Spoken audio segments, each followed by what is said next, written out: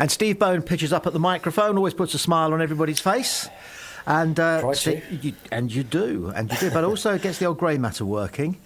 Yes. However, we do have to put the tin hat on Preston. Yeah, some people said frustrating. I'd go a bit further and I'd say it was infuriating because we were sat. I'd have been quite happy with a point. I think I said to you last week when we spoke. You don't want to go into an international break when you still need some points to stay up on the back of two straight defeats. No. So all the time it was 0-0. I was quite relaxed because we seemed to be playing okay. Didn't seem like we were under a lot of pressure. I saw the chap on Sky Sports News a couple of times say there was not much happening here, and I thought, well, that's all right, I don't mind that. And then of course Preston scored 76 minutes, and you thought, oh, that's typical Pompey this season away from home, but there's still time. And then of course Colby pitches up, pokes one in, 7 minutes from the end of the 90, and you're thinking, that'll do. That should be it, shouldn't it? And I saw it should have been, and I saw some people on Twitter, X, whatever you want to call it, say, now go and win it, Pompey. And I thought, no, don't go and win it, Pompey, just settle for what you've got. That's right. And I don't think they did particularly go and try to win it, but they let in a very basic goal in, even in the short time left, and came away pointless. And the manager was as angry as he's been after a defeat, wasn't he? Yes, he was. Really? He was almost speechless. Yeah, he couldn't believe what he'd just seen. They'd thrown away a point. I mean, I suppose better to turn 1 point into none than, if we'd been one up and turn it into a draw. But a point would have just made that little difference, wouldn't it, really, in terms of the table and in terms of the mood for the fortnight off, because you now got a long wait till the next game, and we're now, with Derby winning 3 in a row, Plymouth have won obviously at our place last week, Luton have won a couple, Cardiff I think won a game somewhere. They're all picking up points, and we're not out of the woods yet. So 8 games left to we're still in a good position, and I still think we'll do it, but we're just making it a little bit harder than it needs to be. And a lot of the factor that you felt, the feel-good factor that you felt after Leeds, has now gone, hasn't it? Really. I would love to get your thought on this right after the game, and he was still repeating it on Monday. John Messino surprised me by saying that what we should have. Who was that bloke who got sent off, who made the pass from the halfway line almost, that set the Swede through? Begins with G. I've forgotten his name. Can't remember. Yeah, but he made the pass, and there were 2-3 blue shirts around him. Yeah. And John Messino said we should have fouled him. Yeah, but bought ourselves some time, and that's right. You don't often hear managers admit to that sort of thinking, do you? Actually, but I'm sure they all do think that. Sometimes a tactical, do they call it a tactical foul? Professional foul. That's it. Yeah, you know what you're doing, and you need to do it to stop the other team getting a clear advantage and getting a run on goal. And if that's I'm sure if that's what we'd have done, it would have stopped the goal. Manager would have been happy, fans would have been happy, Preston wouldn't have been happy, but the referee would have dealt with it. Job done for us. So that was an interesting angle from him. Interesting that he admitted in public to wanting that to have happened. But no, it didn't happen, and we kind of got what we deserved for that bit of defending, really, didn't we? The fella took it well. Oh yeah, it's a good finish. Yeah, had a bit to do, didn't he, as they say? Yeah. But it's left us with a bit of work to do when we come back after the break. Talking about the break, then, you and I are talking now on the Thursday. Earlier this morning, Australia trounced Indonesia 5-1, but Yengi started and finished on the bench. Oh, did he? Right, okay. I mean, that's not a great surprise given how little football he's played for us this season, is it? No. Hasn't really played much for us, played a game and a half, hasn't he, since he was last away with Australia and got injured. And he didn't limp off. No, that's good. At least if he was on the bench for the 90 minutes, he's not got any new injuries, unless he hurt himself carrying the drinks back to the dressing room at the end or something, which I'm sure he didn't. I mean, Yengi is not. I thought he might make an impression in the past couple of games, having got himself fit and into the back into the squad, but he hasn't really, has he? No. Played at Preston and didn't really, a lot of people are saying he looks a sort of pale imitation of what he looked at times last season, and whether that's down to fitness, confidence, bit of both probably. But it's interesting that he's gone away. It's a long way to go to sit on the bench, isn't it? It is a very long way to go to sit on a bench, and now he's got to get on another plane and fly to China. Yeah, I believe. Yes. I think they're playing in China. It might be Taiwan. I don't know. I should do, but I don't. Yeah, but it's a plane trip, so whatever it is. You'd probably expect him to be on the bench again if they've had a good win today without him. He's going to struggle to get into that starting 11, isn't he? Perhaps he'll have half an hour off the bench or something. You just hope that he comes back to us in one piece. Yep. With a bit of, and still from somewhere has a bit of confidence and can still push for a role in these last 8 games, really, because we could do. I mean, he's a goal scorer, isn't he? We saw last season his goals to minutes ratio was very good. Yeah. And if he can force his way in, even as a sub, and get a couple of key goals in these final few games, the rest of his season will be forgotten. Yes. So yes, let's hope he comes back unscathed. And same with Terry Devlin, who looks like he might get a game for Northern Ireland, doesn't he? Yep. The senior team, which would be good, very, very well deserved, because he's had a good season, and he's proved himself such a versatile player. That must appeal to an international manager, mustn't it?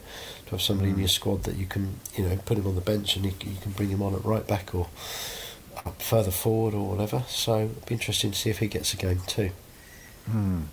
Knowing what we know now, where do you think we'll finish the season? Good question. I should admit to having, before the season started, rather optimistically said I thought we'd finish 9th. Don't know if you remember that, but I don't think too many others thought that optimistically. I think we'll finish pretty much where we are now. Actually, I wouldn't be surprised if there's not there'll be some ups and downs between now and the end, but I don't think there'll be too much change in terms of current positions. If you look at the current bottom 3 are Plymouth, Luton and Derby. I don't think Plymouth or Luton will stay up. I think Derby have given themselves a great chance with 3 wins in a row at any stage of the season is good, isn't it? But especially, if they'd lost those 3, they'd be 4 points adrift at the bottom. As it is, they're 1 point behind Stoke and Cardiff. So I think you could easily see a Cardiff or a Stoke go down. Hull have picked up as well. Of all the teams down the bottom, their form over the last 6 and the last 10 is the best. They're in the sort of top half of the form table. But we're 17th at the moment. I can't see, at times we've almost looked as though we're going to catch up with Swansea or Preston, haven't we? But I don't think that's going to happen. It would have happened by now if it was going to. We're 17th, we're 4 points ahead of the bottom 4.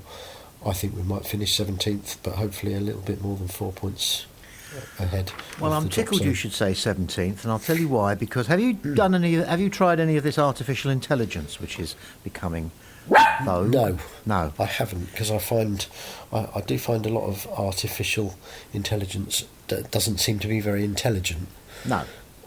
But sometimes it can be. So, what have you? Well, I've signed up for a free trial. Crunching? And I got an artificial intelligence tool called Grok, which was set up and funded by Elon Musk, and so naturally he claims it's the best one going. Anyway, okay. So I asked it to design Pompey's kit next year. Oh, right. And they got it very, very right, but also very, very wrong. Oh dear! What did they do? Well, they told me that they went to 16. They trawled through the whole of 69 websites, right? Yeah. And they came up with a blue shirt with a very thin pinstripe white stripe. Sounds good. White polo collar, white cuffs. Yeah. They were going for a nostalgia feel. Okay. That's fine, no problem with that. White shorts.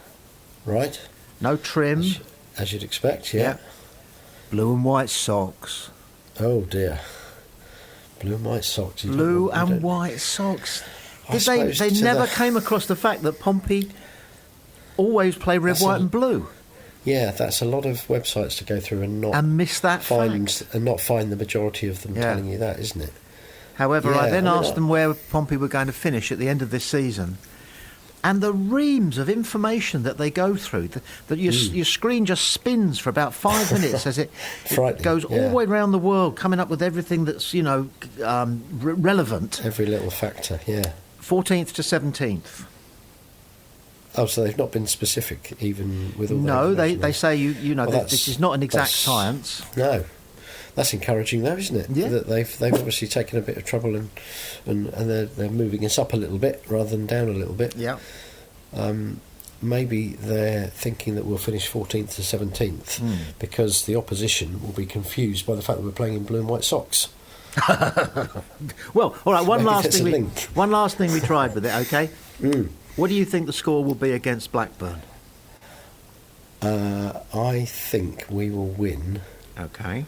Because Blackburn aren't in very good form. I think we will win 3-1. 3-1. Okay. Yes. What do they say? Well, I hope you're right.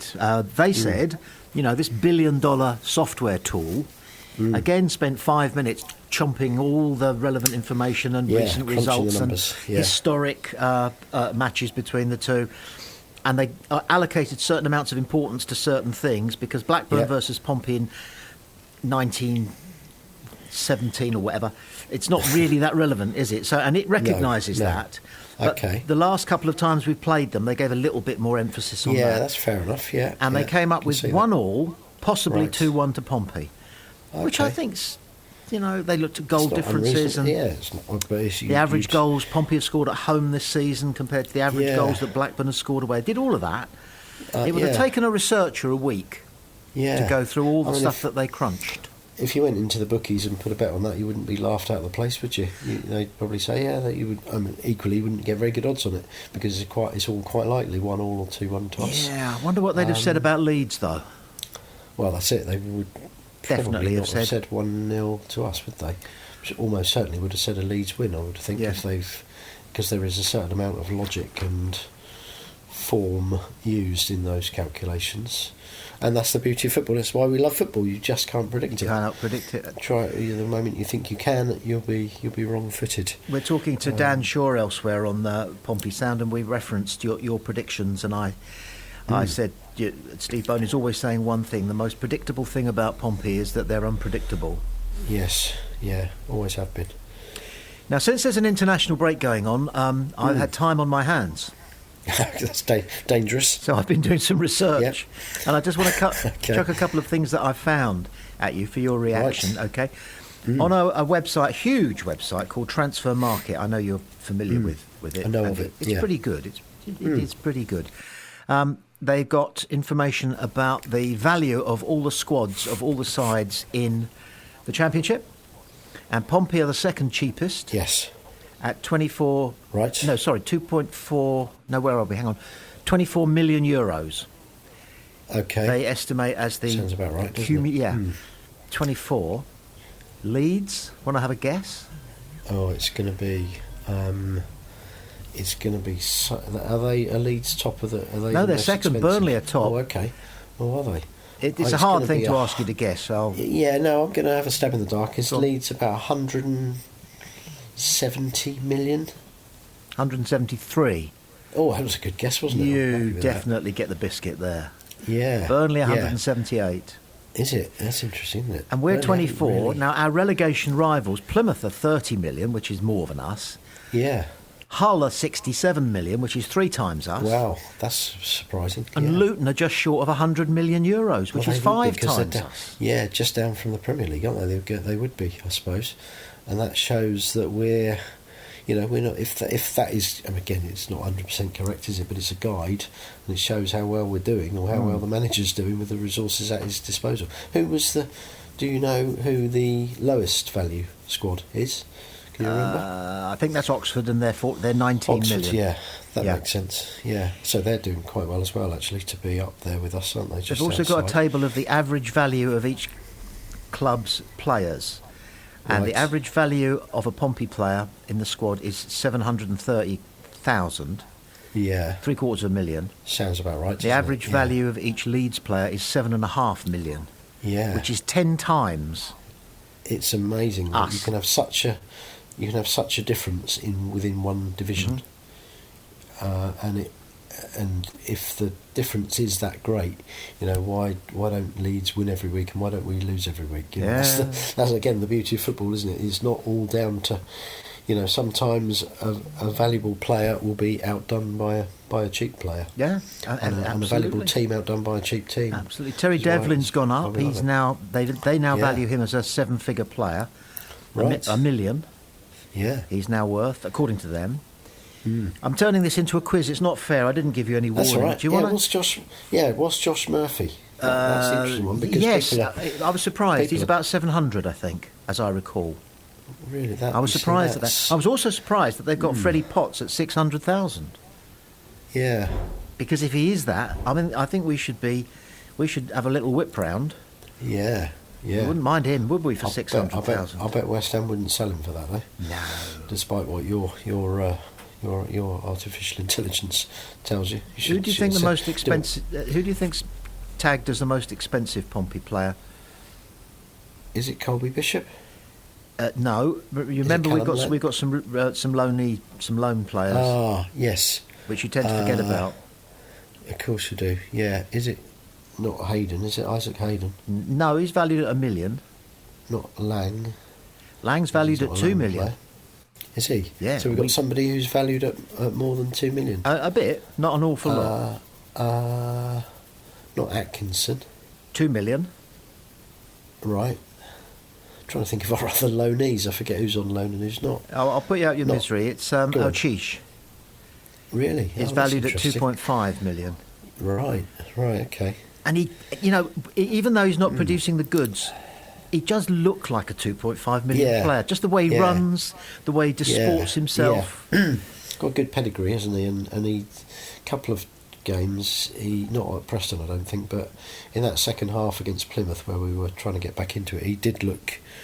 He was trying to take this game by the scruff of the neck, wasn't he? And he's capped it with a very nice goal. And I do think there's something about him. I do think there's potential there. I don't think we've seen it quite yet. But it's interesting that he's the highest valued one. Yeah. I mean, it's all sort of ballpark figures, isn't it? And it's not back of fag packet figures, but it's they've got their computational algorithms there. I've been practicing saying that. Yeah, I don't know what they are. Murphy is the one that surprises me there, because if there's any element of them updating things as the season goes on, you would think that Murphy had moved up to be one of our most valuable, wouldn't you? Well, fans would think that, and if as I say, I've got time on my hands, and I've been to some pretty obscure websites, including one which lists the fastest running players in the world. Right. And Josh Murphy's number 9 in the world. In the world. That's astonishing, isn't it? I mean, his cruising speed is 36 miles an hour. Yeah. Did I tell you, or I told somebody? I might even have told you and the listener on a previous call. When they come over to my corner of the ground to do their little running between the cones warm up just before they go back in, Murphy always puts himself at the back of one of the little groups of 5, and when all the others are running straight over to the tunnel, he does a very, very quick sprint towards the penalty spot, almost to show how fast he can run. And it's such a smooth rhythm that he's got running, and I always look out for that, and I always think, I hope he doesn't pull a calf muscle doing that before a game. He looks fast, but he doesn't look like the 9th fastest footballer on planet Earth, but that's what they've got him down as. That is quite something, isn't it? Yeah. I think at number 10, though, and this I found a bit mysterious, is a Peterborough defender. I can't see it.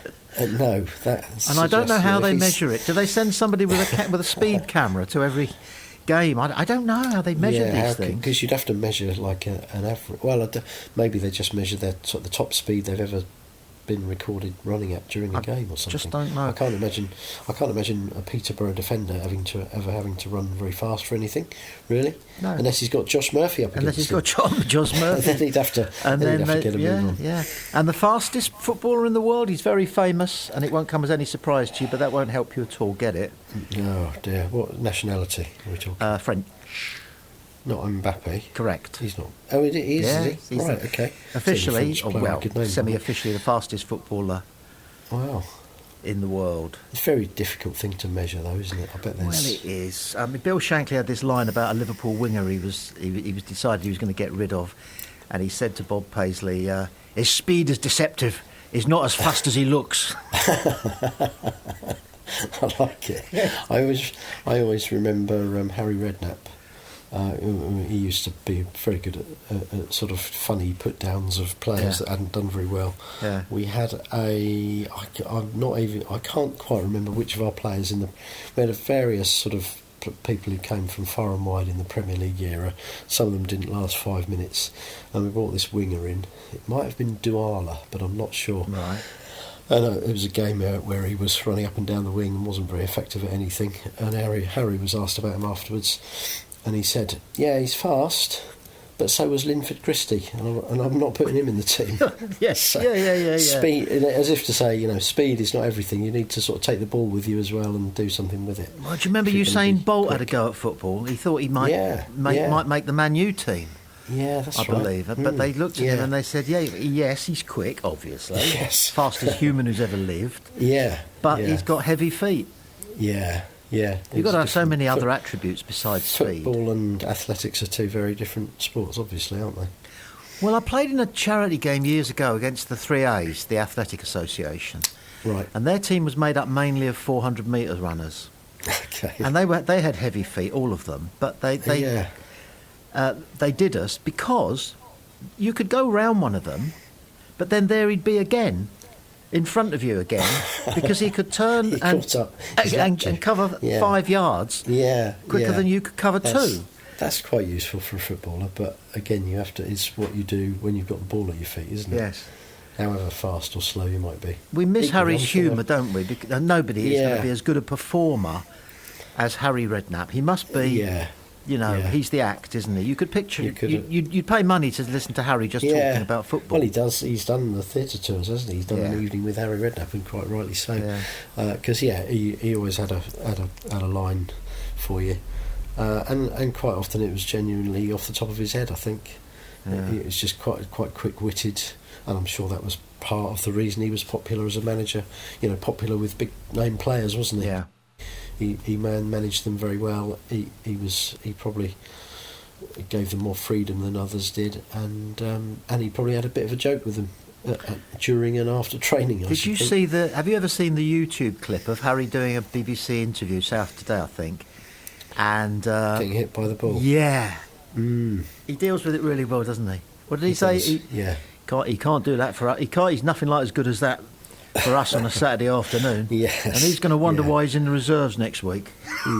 Yeah, absolutely. That's a famous clip, isn't it? Another Harry clip is him overheard on a microphone telling a substitute who he was just bringing on what to do. He put his arm around the back. He just said, "Well, go on, just run around out there." He was not one for overcomplicating things for tactics, was he? Pick his best 11 players in their right positions, go and tell them to have a good game, and if they played well, they could have Monday off. Yeah, which I think there's a lot to be said for that. I'll tell you who else had that simplicity about him, and it was refreshing. That was Graham Ricks.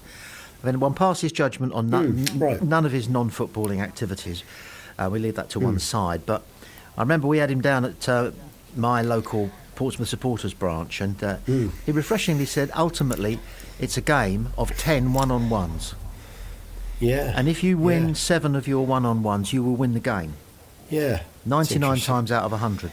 You find out first thing who's up against you, and can you get the ball off them more often than they can get? Can you go round them? Can they go round you? And that's the game you're playing for the whole of the afternoon, as well as everything else. Yeah. You're playing that game. You're negating the guy who's allocated to you, or you're allocated to him. And I went away and thought, nobody's ever explained football to me in such simple and yet, truthful ways. Yeah, that's it. That's yeah. what the game is.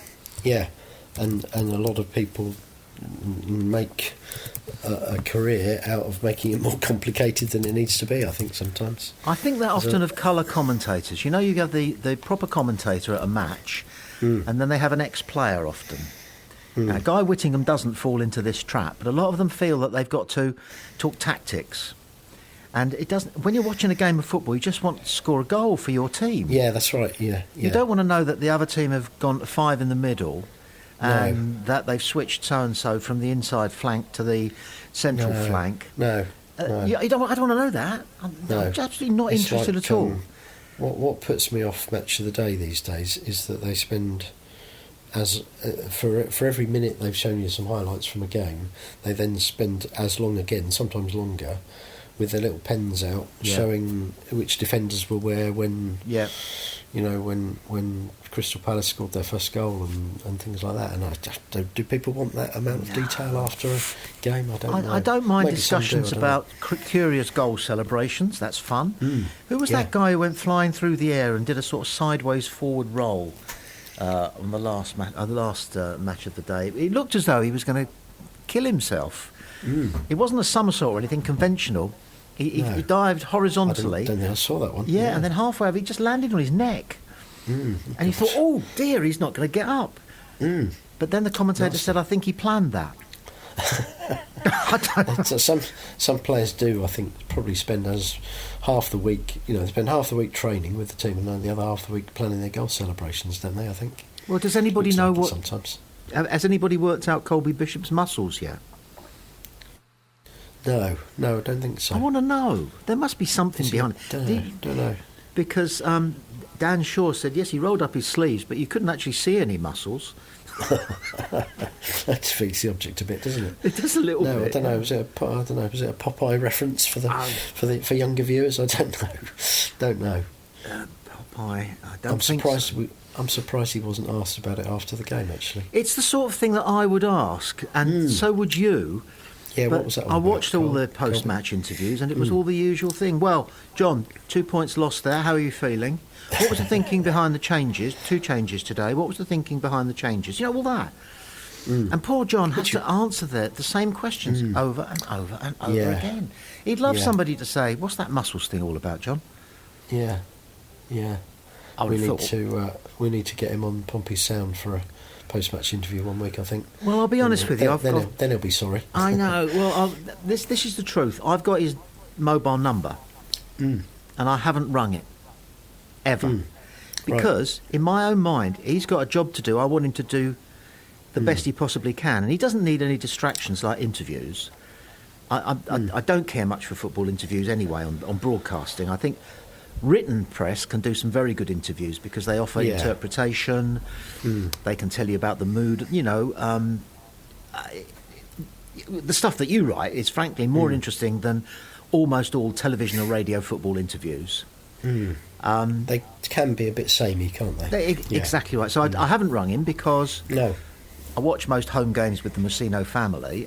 So I get some insight into what's going on.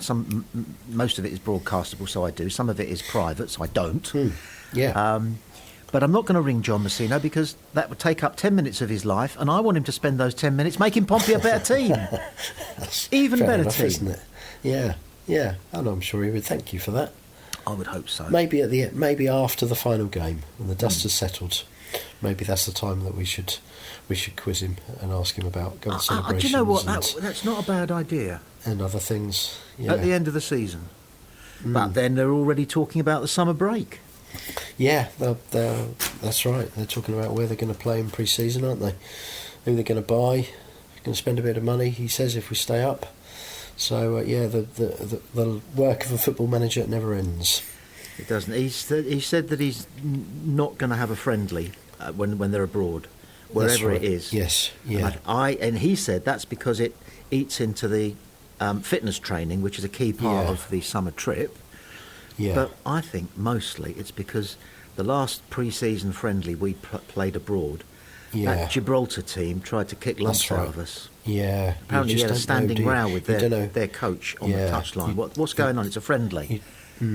What are you doing leaving your studs there? Come up. It's an unknown quantity, isn't it? You don't know who you're going to come up against if it's a team you don't really know. Yeah. And there is always that danger that something's going to go wrong and you'll lose a good player for You don't want to come back from a summer break with 2 players in plaster, do you? No, especially with our record of players in plaster and other things.